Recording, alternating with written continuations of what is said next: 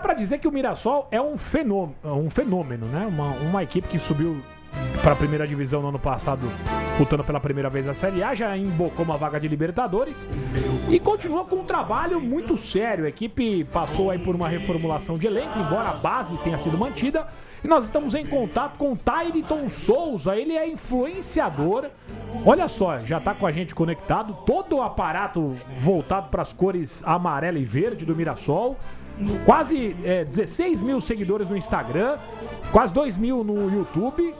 Uma página que tem análise, opinião e cobertura dos jogos do Mirassol. Então, seja muito bem-vindo aí, Tairiton, para poder participar com a gente e contar um pouco mais desse momento e deste fenômeno que tem sido a equipe do interior de São Paulo. Boa tarde. Muito boa tarde, Leandro, boa tarde, pessoal, ouvintes aí e espectadores da TMC. Cara, é um orgulho para mim muito grande estar participando desse programa. Assim, eu tô muito orgulhoso, eu sou um torcedor e influenciador digital. Eu acompanho o Mirassol desde 2018 e desde 2023 eu tenho os meus canais, né, o Louco pelo Mirassol. E, cara, é um orgulho extraordinário e o que a gente está vivendo como o Rafael Guanais fala, a gente está vivendo o extraordinário.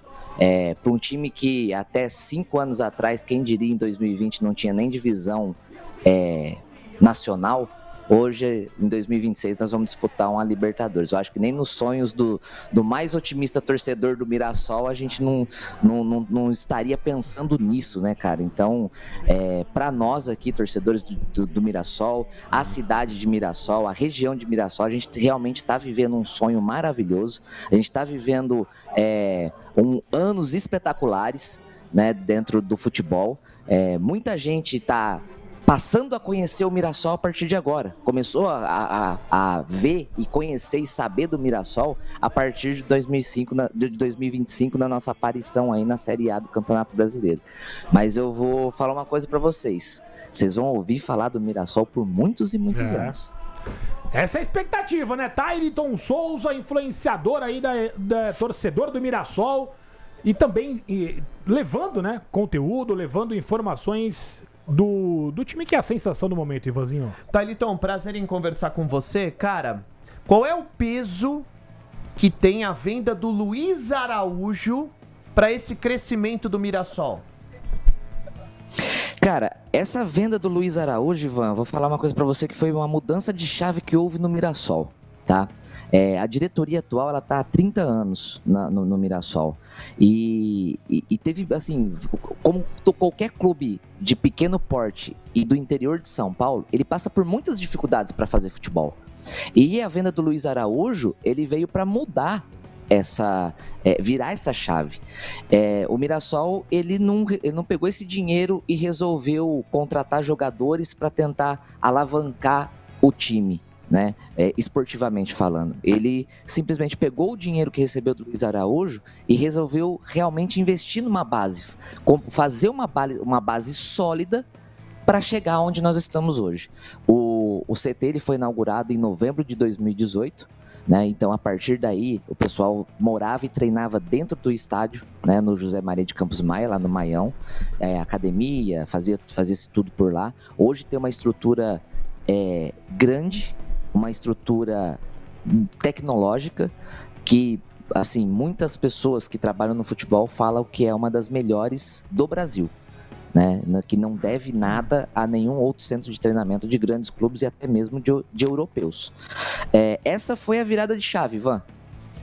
E a partir daí o Mirassol começou a se consolidar no Campeonato Paulista e aí tentar almejar aos poucos e bem planejado essa ascensão no futebol nacional. 2020-21, né, que foi a época da pandemia, a gente foi campeão da Série D, 2022 campeão da Série C, 2023 batemos na trave na Série B, e aí nesse momento, quando a gente chegou na Série B, eu achava que a gente ia passar uns 3, 4 anos na Série B. Porque para nós, torcedores do Mirassol, que acompanham desde lá de trás, a Série B já seria uma coisa muito difícil, né? Seria um degrau ali que a gente ia ter que criar casca, a gente ia ter que pô, a gente ia ter que apoiar muito, os torcedores ainda meio desconfiados, e aí a gente chegou em 2023 e bateu na trave. Falei, cara, tem alguma coisa de estranho acontecendo aí, porque os planos da galera lá de dentro é outra e o torcedor tá pensando de uma forma errada. Em 2024 a gente consegue aí o acesso inédito, né, para a Série A de 2025, no ano do centenário do clube. Cara, e isso foi tudo maravilhoso, só que muita gente acha que teve alguém que chegou no Mirassol e colocou um dinheiro danado, fica fazendo comparações com São Caetano, com Santo André. Lamento informar para vocês, mas não se compara, porque aqui existe uma base sólida, existe um trabalho muito bem planejado, e o Mirassol não dá um passo maior que as pernas. A gente tem a nossa humildade de ser o caçulinha, de ser o pequenininho, de ser aqui do interior, com a cidade de 65 mil habitantes, mas não façam comparações com o Mirassol. O Mirassol é uma realidade hoje do futebol brasileiro.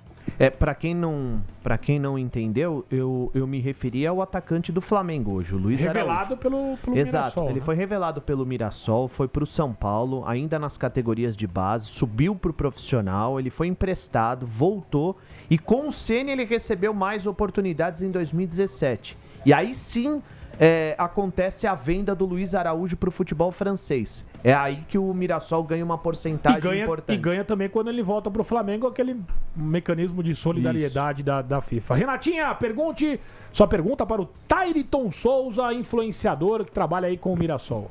Fala, Tairiton, tudo bem? Prazer falar com você. Eu quero saber em relação já, né, para esse ano, expectativa para a disputa da Copa Libertadores, né? Deixou muito clube grande aqui do Brasil de fora e com muito merecimento conquistou essa vaga. Vai jogar livre, leve e solto, sem responsabilidade, sem pressão? Ou lógico que, já que eu tô aqui, eu vou com... Óbvio que tem que ir com tudo, né? Mas qual a expectativa do torcedor em relação a essa competição? Renata, é um prazer estar falando com você, obrigado. Renata, vou ser muito sincero para você. Eu, como torcedor do Mirassol e também fazendo essa parte de influência digital aí, através da página do Louco pelo Mirassol, eu tenho que manter uma serenidade, porque o nosso principal campeonato continua sendo o Campeonato Brasileiro. A nossa permanência e o nosso foco é no Campeonato Brasileiro. Eu, como torcedor, eu vou curtir muito a Libertadores. Eu sempre tive o sonho de viajar para fora acompanhando meu time do coração, e a oportunidade que a gente está tendo agora de receber grandes clubes, né, da América do Sul aqui em Mirassol é uma oportunidade que nós, torcedores, a gente tem que aproveitar. O que de planejamento a diretoria, a comissão técnica e os próprios jogadores têm com relação à competição, eu acredito que, assim, que por parte de nós, torcedores, não haverá nenhuma pressão. Só que eu acredito que o Mirassol passe da fase de grupos, independente aí de qual grupo que cair. Eu acredito sim que o Mirassol tem total capacidade de passar na fase de grupos, e aí depois, na hora que começar o mata-mata, aí é outro campeonato, é outra conversa. Os jogadores, eles vão jogar leves, sem pressão. É muita oportunidade de vários jogadores que estão aqui no elenco de aproveitar essa vitrine gigantesca que a Copa Libertadores da América proporciona e fazer o desempenho da vida, digamos assim. Porque alguns nomes chegaram hoje, né, no Mirassol, são nomes que não são tão ventilados pelo futebol e até uns aí um pouco desacreditados. Então essa é a oportunidade. Eu sempre falo que quando o jogador ele recebe o convite para jogar no Mirassol, a primeira coisa que ele precisa ter é ele querer estar no projeto Mirassol. Porque aí o desempenho não depende do clube, não depende da comissão técnica, muito menos da diretoria, tampouco do torcedor. O desempenho, ele depende única e exclusivamente do jogador. E se ele encontra um ambiente, tanto dentro do trabalho, quanto na cidade, que é uma cidade que acolhe, que respeita tanto o jogador quanto a família, aí vai dele desempenhar. E eu acredito que a Copa Libertadores da América é um sonho para nós torcedores de estar promovendo uma Copa Libertadores na região, que eu acho que aqui ninguém imaginaria. A gente está a 15 quilômetros de São José do Rio Preto, que tem grandes clubes tradicionais como o América de Rio Preto e o próprio Rio Preto, só que são clubes que infelizmente eles ficaram parados no tempo e por questões de divergências políticas estão aí parados no tempo, e uma cidade com 500 mil habitantes, né, que é de São José do Rio Preto, não ter um clube que possa proporcionar isso para a região. E o Mirassol está fazendo isso, o Mirassol está movimentando a região e com certeza absoluta a região ela vai ser fomentada pela Copa Libertadores, e também os jogadores e o clube também vai dar um passo muito importante esse ano na Copa Libertadores. Vão jogar sem pressão, porque a torcida tá lá, mas é para curtir mesmo essa questão da Libertadores. Grande novidade da temporada, a Copa Comebol Libertadores para o Mirassol. Ô Tairiton, não liga não, tá? Vou passar a bola pro Ricardo Melo pra gente já encaminhar o fim da entrevista. O Ricardo Melo hoje... Ai, meu Deus, que vergonha! Que vergonha! Eu tô fazendo aqui as honras da casa, tentando minimizar o impacto, né, no nosso entrevistado, mas enfim, hoje ele está num perfil um tanto quanto excêntrico e diferente, mas enfim, o Juju, quer dizer, Ricardo Melo pode fazer sua pergunta aí pro Tairiton. Primeiro, parabenizá-lo pelo trabalho maravilhoso que ele vem fazendo, né? Divulgando o Mirassol, certo. Isso é muito importante, parabéns pra ele. O Melo, hoje eu tô aqui de Juju, obrigado. Tô pagando uma aposta, tá? Eu achei que o Corinthians não fosse campeão, foi, então tô aqui travestido de mulher, porque aqui paga aposta. Agora minha pergunta é simples. O Mirassol, você, quando lê as manchetes, né? Olha, o Mirassol se desfez de 14 jogadores. Mas não é bem assim, né, Souza? Porque é o seguinte, efetivamente titular mesmo, só o Danielzinho, o James e o Gabriel, né? O resto compunha elenco, jogava quase todo o jogo, mas ficava ali no banco de reservas. O Mirassol trouxe, por enquanto, 10 jogadores. Para mim, o Mirassol de hoje, essa versão 2026... Mas pra você quem? Juju ou Melo? Pode ser pros dois. Tá, pros dois. Tá. Vai dar mais caldo, ou melhor, ou seja... A direção do Mirassol qualificou ainda mais o elenco. Eu não sei se ele compartilha dessa ideia. E outra coisa, se ele sabe quanto que o Mirassol banca por mês, mensalmente, de salário para todo o elenco, comissão técnica, para os dirigentes nossos aqui. A folha salarial. A folha salarial. Vê que dá para fazer futebol de um excepcional nível com pouco dinheiro. Juju, opa, desculpa. Não precisava exagerar, né, Souza?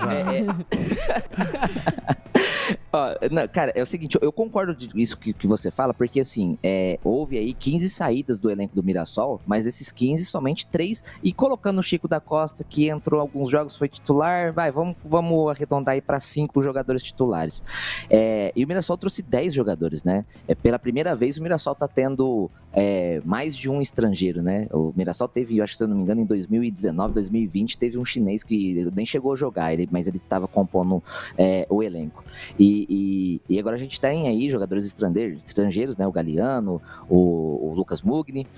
Cara, a diretoria, ela qualificou mais ainda, tá? Esse elenco do Mirassol. Ontem a gente já teve uma boa visão do que está sendo, né?